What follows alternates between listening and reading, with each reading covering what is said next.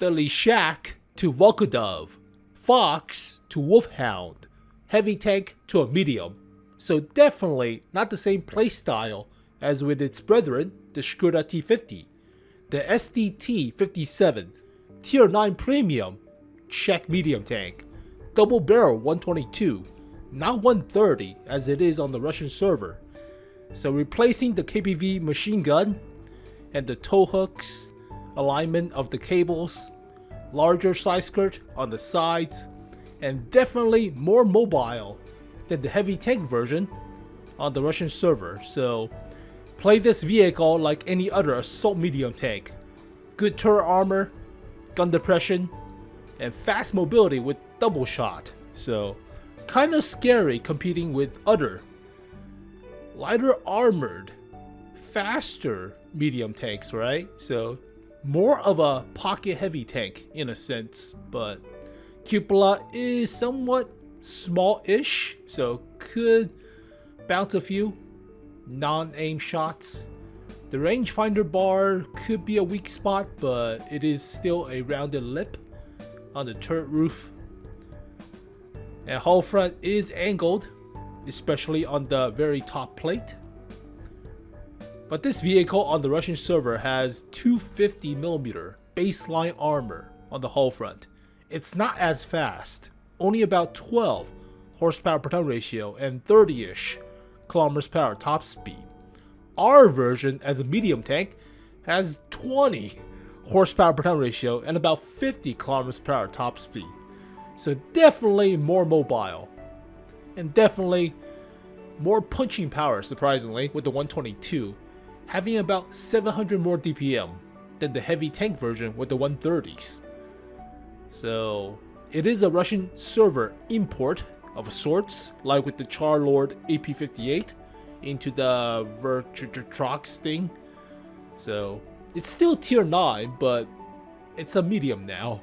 So premium tier 9 medium tanks are very good, right? Like with the French, like with the DZT, the Eric. So a one for the Czech, but kind of scary how well performing this vehicle is currently on the Supertest. But visually, not a bad looking tank. Cupola is small.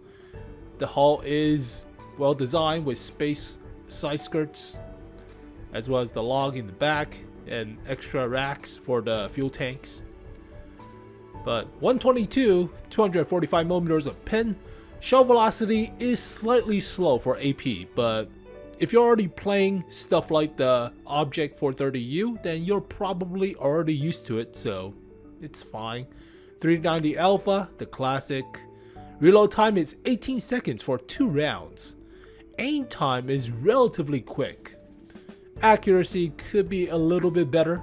Gun depression of 8 degrees, elevation of 20, 40 rounds, 4-man crew for your Škoda T50s or TVP T5051. 20 horsepower per ton ratio, 50 kilometers per hour top speed. It's not that slow, so put in a turbocharger and this thing will keep up with some of the lighter armored medium tanks. Hull traverse is quick for assault-esque of a medium, and turret traverse could be slightly better, but that's still fine. 1700 health, good. It's about the same, almost, as an Object 752 in a sense, and that thing is an autoloader heavy, so pocket heavy tank at this point. Turret armor 230 rounded turret front and 180 hull front, so it's not as crazy as the heavy tank version, but this thing is definitely faster. Heavy tank version has 230 on the Russian server. View range could be better at 390, and radio is still fine. It's slightly subpar behind the 700s, 750s, but on the Russian server, this is the model. So different muzzle brake, different tow cables, and alignment of the cable storage thing, KPV machine gun, smaller side skirts, but yeah, side skirts are not as prominent, covering most of the road wheel, and tow cables slightly different, but yeah, cupola is not that big, especially when gun depressed. And engine deck is not as well exposed, so the turret is pretty big, covering up somewhat of the engine deck, preventing artillery shells to your back end. But yeah, large turret and gun depression too. It is 130, but on the Russian server, it's only about 2000 DPM, and accuracy is not that great. Aim time could be better, but still 8 degrees gun depression, and 490 alpha for a 130. This vehicle, along with the 𝗏𝗏𝗧 TK105, the Swedish tier 9, is this year's Battle Pass token tanks. We get the Object 265T and the ERAC 105. So they have a different switcheroo, but it's a heavy tank. It's not that fast, only 12 horsepower per ton ratio and 32 kilometers per hour top speed. It does have 250mm hull front compared to our 230 turret front and 180. So Russian server version has 250. Middle plate 250, bottom plate 100, top plate 95 at a very good angle, auto bounce angle. So I would expect about the same, except it's only 180. And most of the weakness to the upper plate is like this strip for the driver hatch. Yeah, the driver is right there. So that might be the weak area to shoot at, but it's still well sloped, right?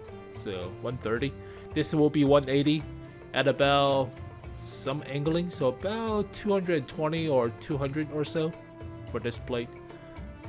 And turret front is rounded 240, so it's not exactly 230, but we'll have to see the actual armor profile.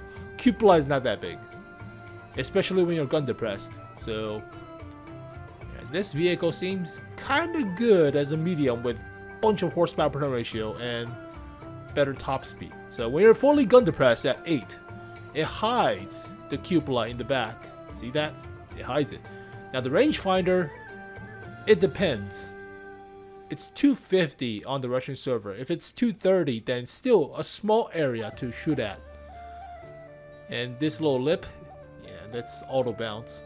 So yeah, it's pretty scary how fast this vehicle is to rev compared to the Russian server version. So 100% stats for full crew with the commander bonus. Premium tank makes the credits. Surprisingly, no bonds, where premium tier 9s will make the bonds, but it's preliminary, so placeholder for now.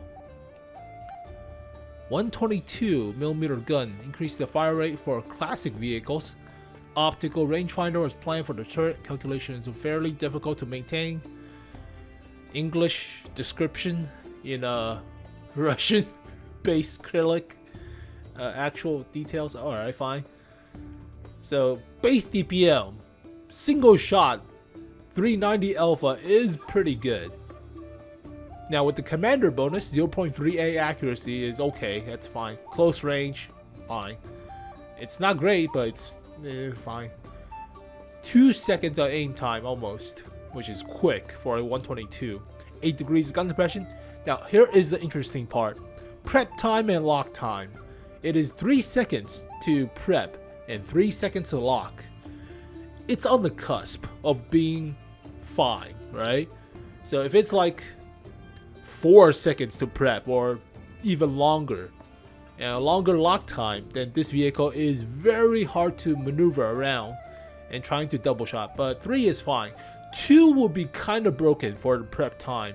2 seconds prep is kind of good. So this is on the mediocre average line of prepping your shells, but yeah, 5 seconds switching from one gun to the other one. So you will take about 8.6 seconds to reload the gun.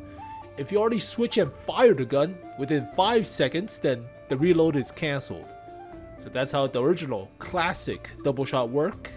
But 1700 health, 180 hull front, 60 hull sides with side skirt. Not the best at side skirting, but it depends.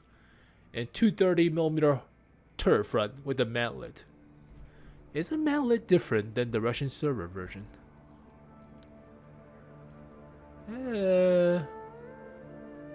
Kinda.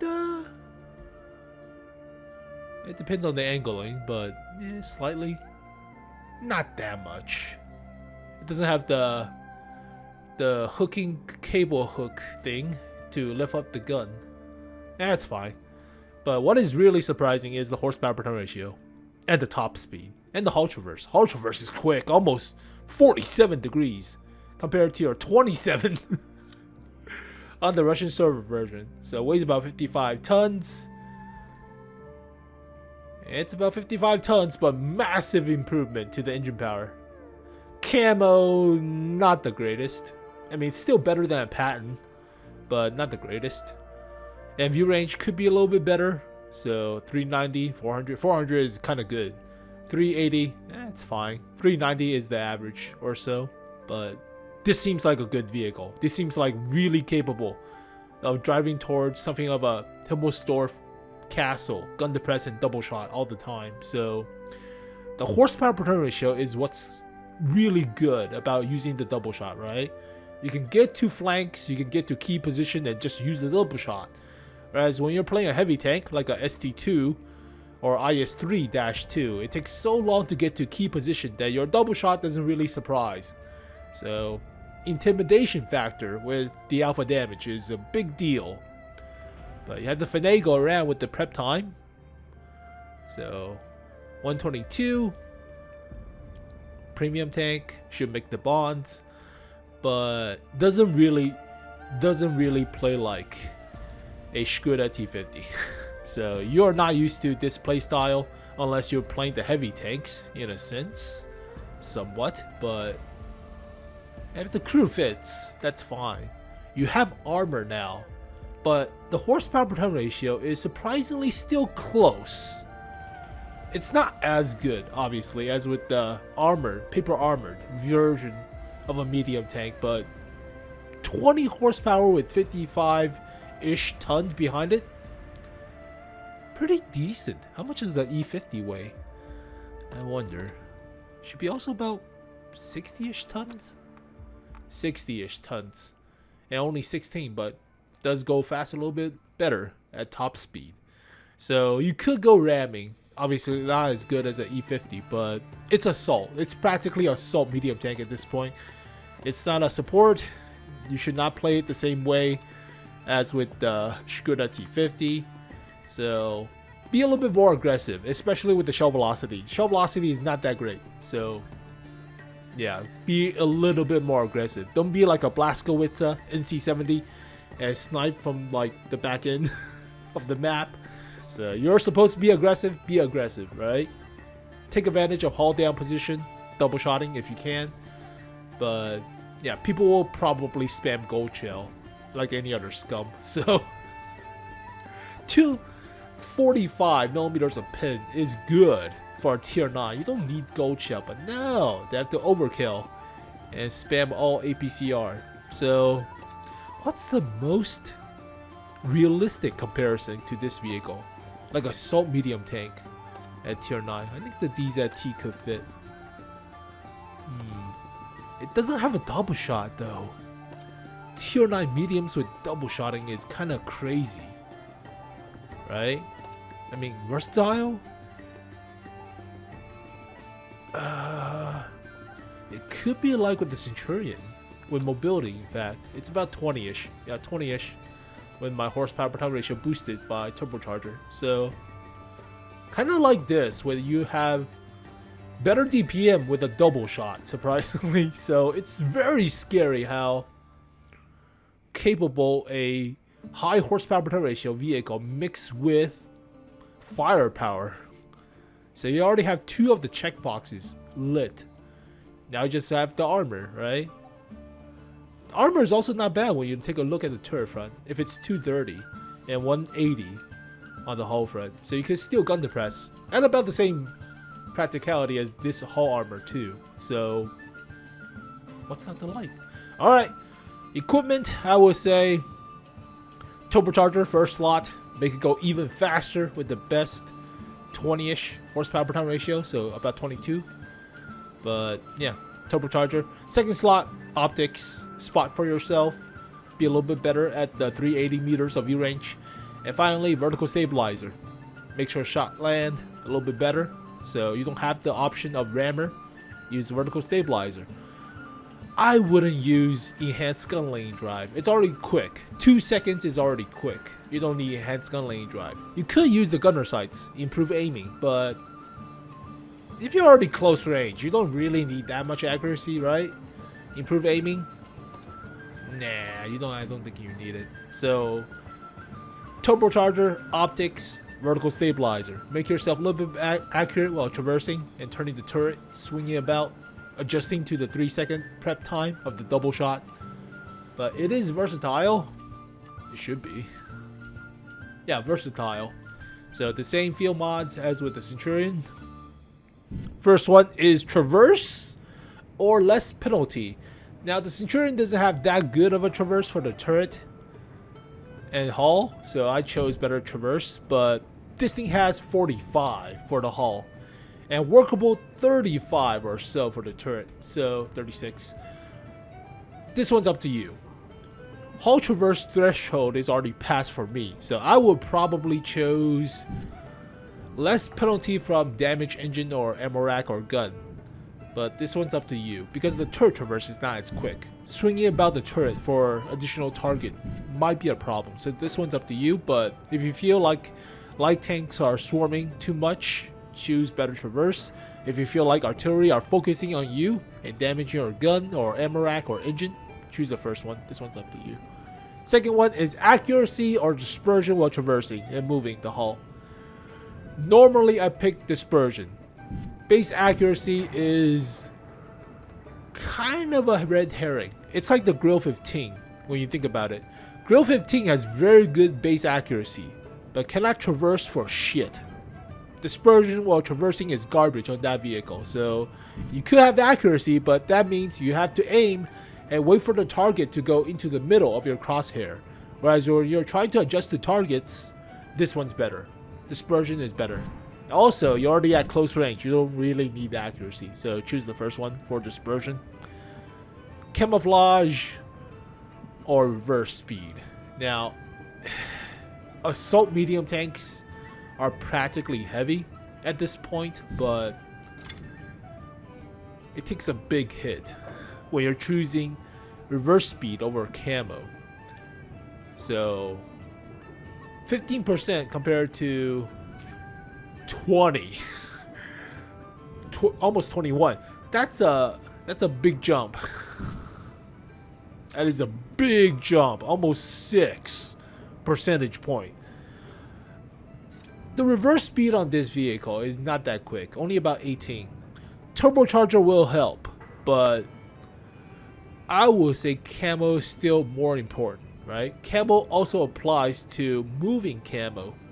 So 10.5 moving compared to 16.5, that is a big deal. So you can see the range. I will still pick better camo. And finally, top speed or view range. Both are crap. Well, view range is kind of meh. Top speed is good, but if you're playing assault or aggressive vehicles, I would say better top speed. View range could be helped out with crew skills like commander's recon or radio operator situational awareness. So you can actually kind of buff this out with the view range. You cannot really buff out the top speed. The driver perk, engineering, or whatever the hell that thing is called, only gives about 1. So I will still say better top speed. Be a little bit more aggressive. Get to key position faster.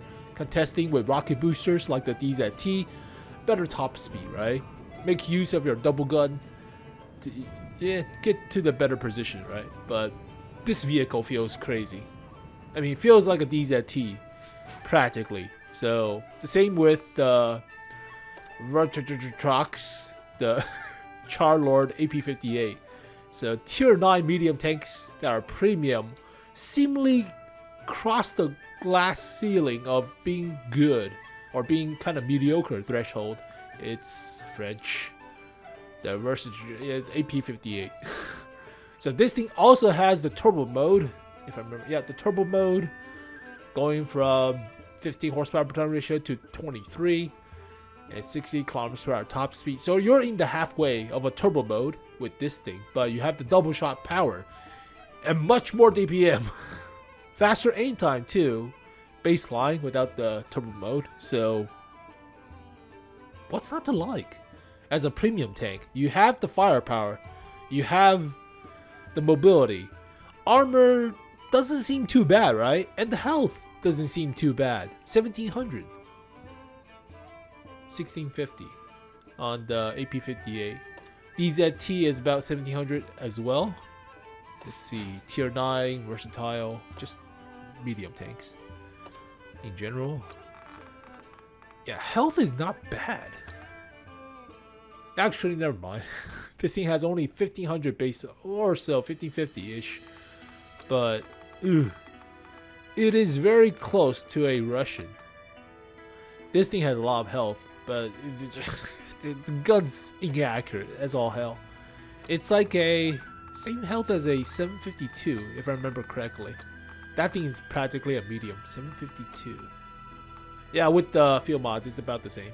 So yeah, not bad. What's not to like, right? What's not to, you have gun depression, you have mobility, you have firepower, you have some armor on the turret too. Only downside to this vehicle I could see is possibly the prep time and the lock time of the gun, but that's still very fine, average. It's not the worst. They're like 4 seconds of prep time. Nah. Let's see, Russian heavy tank with double shots. It should be about 2 or 3 seconds. 2.5, so it's not the worst. IS-3, 4 second lock. Ugh, I mean, after you double shot, you just wait. But it should be about the same. Ugh, 4 seconds lock. So yeah, it's about average with the lock time, but it should be better on the IS-2-2. Still 4 seconds lock, but 2 seconds of prep. So yeah, it's fine. Lock time, aim time, counterbalance each other is fine. So that's fine. What's not to like? This is a 6.5. This seems good. I've been yammering on too much. It seems a very good, capable premium tier 9. If it's premium, it's a 6.5. Possibly even a 7. It will surprise people. The only downside possibly is shell velocity, view range, but that's still fine, mediocre at a point. So you can also spam gold shell like a scum, and that doesn't matter with the shell velocity. It's better than the AP round by like 200 meters per second, but 6.5 for now, depending on armor. So there you go, folks. The Vlkodav Fox into a Wolfhound. It's much more capable than the free token tank on the Russian server. Yeah, it's token tank, it's free. Yeah, kind of mediocre, right? Kind of mediocre. It's still better than the TT-130M, that's for sure. But this came along with the 𝗩𝗹𝗸𝗍, the Swedish medium tank that plays like a pseudo Centurion with the gun depression too, and the hydropneumatic suspension. So these two vehicles are their token tanks, or they cover all the vehicles, but these two are selected for Russian server battle pass token, whereas we get the 265T and the ERAC-105. So there you go, folks. The Vlkodav. It's pretty good. So glass ceiling for medium tanks as a premium already been shattered at tier 9. It's already pretty good. Imagine facing off this thing in a tier 7. Oh god, you just know. It has the mobility, it has the armor, it has the firepower capability, and the DPM to surprise the crap out of you. So how the hell do you deal with this with only like 150mm pin on a Comet? No, you cannot even run away. This thing also could keep up too. So that's scary. It's like a 6.5 at least. It could even be a 7 if it's like top tier all the time. That's crazy. So as always, thank you guys for watching this video. Hopefully you guys enjoyed it. I'll see you guys next time. Peace. 触れてみたい秘密と壊してみたい夜の中で間違いだらけの